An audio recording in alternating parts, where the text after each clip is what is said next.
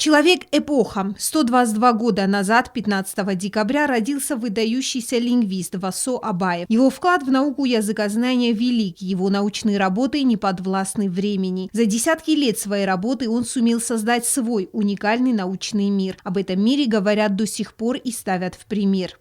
Абайто Васо ирзоноде Эстер Карифе, ирзоноде Эстер Патриарх.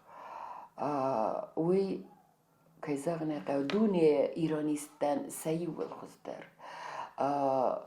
Уи веджаве иристоне на иронодеме офтекузагемет форнелек.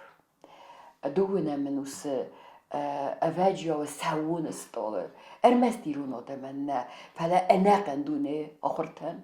Выдающемуся лингвисту принадлежат всемирно известные труды по иранскому языкознанию. Среди них историко-этимологический словарь астинского языка. Именно с этого словаря началась его обширная научная деятельность длиной в 6 десятилетий. Кроме того, по сей день актуален его русско-астинский словарь, который 40 лет был единственным. Даже сейчас он ежедневно используется его близким другом и по совместительству его аспиранткой Зоей Битарте. Для лингвиста словарь стал настольной книгой.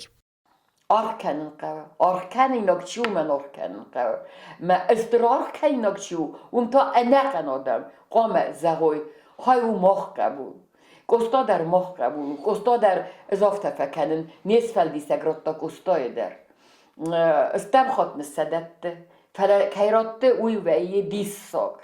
На всем пути своей научной деятельности Васо Абаев фанатично относился к родному языку, и можно сказать, что вся его жизнь так или иначе посвящена ее популяризации. По сей день Васо Абаев остался единственным языковедом, имеющим колоссальные заслуги в сфере научной деятельности. Яна Плива, Альдина Чихоева. Информационный выпуск сегодня.